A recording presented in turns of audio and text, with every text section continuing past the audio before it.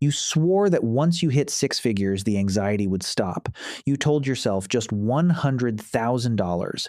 That was the magic number, the finish line. You finally reach it, you check your account, you wait for the relief to wash over you, but it doesn't. Instead, you feel something entirely different. You feel heavier. You feel more trapped than when you were making half as much, and you think it's just you. You think you are doing something wrong, but you aren't. Behavioral economists have a name for what is happening to you, and once you understand the biological trap your brain just walked into, it changes everything you believe about money, success, and freedom. Let's start with a number. In 2010, two Nobel Prize-winning psychologists at Princeton University, Daniel Kahneman and Angus Deaton, published a study that changed modern economics. They analyzed the daily emotional state of nearly 500,000 Americans. They wanted to answer a simple question: does money actually buy happiness? What they found was a very specific threshold: $75,000. Adjusted for today's inflation, that sits right around $100,000. Up to that number, every extra dollar made life measurably better. It bought food, shelter, safety. It removed the immediate visceral panic of survival. But right at that six-figure mark, something impossible happened. The line went flat. The emotional benefits of making more money completely vanished. But that's only half the story, because what the data didn't explicitly show, but what millions of Americans experience every single day, is that for many people, the line doesn't just go flat, it drops. Making more money actually starts making you poorer, not mathematically, psychologically. And to understand why, you have to look at how your brain is physically wired. In 1978, a psychologist named Philip Brickman tracked down a group of people who had recently won the lottery, massive, life-changing sums of money. He measured their baseline happiness, then he compared them to ordinary people who hadn't won a dime. Here is what he expected. The lottery winners would be living in a state of permanent elevated bliss, but the results said something else. Within a year, the lottery winners were no happier than the control group. In fact, the ordinary pleasures of life, like eating a good meal or talking with a friend, actually felt less enjoyable to them. Brickman called this the hedonic treadmill. Your brain is not designed to keep you happy. It is designed to keep you surviving.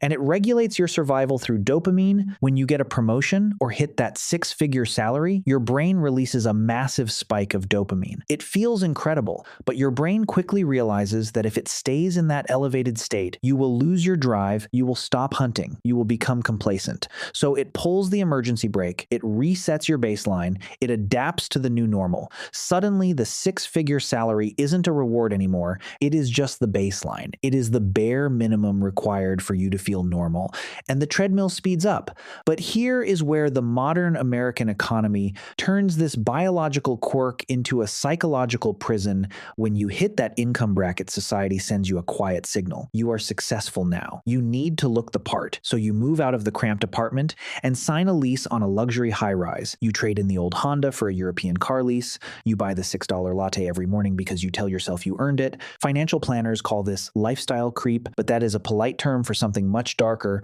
You are not upgrading your life. You are upgrading your cage. Every time your income goes up, your baseline expenses rise to meet it. When you made $50,000, your absolute survival number was $40,000. Now you make $100,000, but your new survival number is $95,000. You have doubled your income, but you have mathematically halved your margin of error. But here's where it gets strange, and this is the part nobody tells you about making good money. It comes down to a psychological concept called loss aversion. When you were broke, you had nothing to lose. Your only direction was up. You could take a risk. You could quit a bad job. You could fail, because failing just meant staying right where you already were. But now you have the nice apartment, you have the car, you have the status, and your brain goes into overdrive, trying to protect it. Neurologically, the pain of losing $10,000 is twice as intense as the joy of gaining $10,000. The fear of falling backward is a far stronger biological motivator than the desire to move forward. So now you aren't working to get ahead. You are working out of pure, unadulterated terror of falling behind.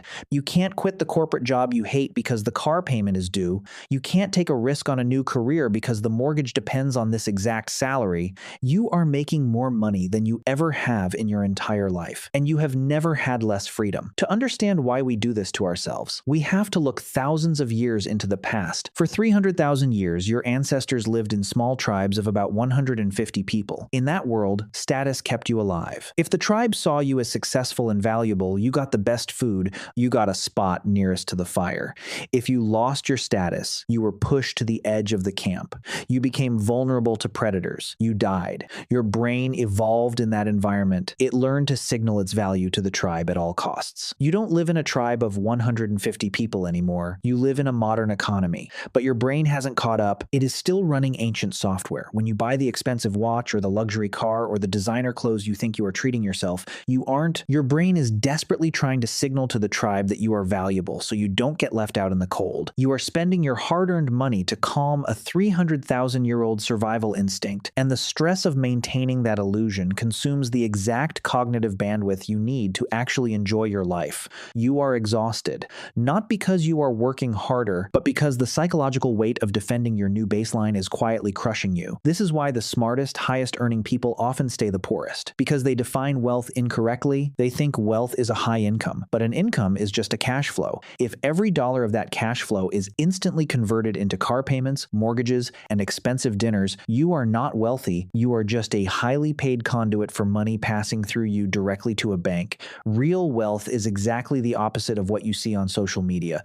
Wealth is invisible. Wealth is the luxury car you didn't buy. Wealth is the watch you didn't upgrade. Wealth is the money sitting in an index fund that you do absolutely nothing with. Because what that unspent money is actually buying you is the one thing the human brain desperately craves. Options. The ability to walk away. The ability to say no to a boss. The ability to wake up on a Tuesday and decide what you want to do with your own 24 hours. The moment you stop treating money as a tool to upgrade your lifestyle and start treating it as a tool to buy back your time, the entire game flips. The anxiety starts to fade. The hedonic treadmill slows down because you finally realize the finish line was an illusion all along. The six-figure dream wasn't a destination. It was just a test to see if you could survive your own biology. You don't need a bigger cage. You just need the key to the door. The next time you get a raise or a bonus or hit that number you've been dreaming about, remember the mechanism. Your brain will tell you to spend it. It will tell you to show the tribe how far you've come. Don't listen. Quietly put it away and buy yourself the only thing that actually matters.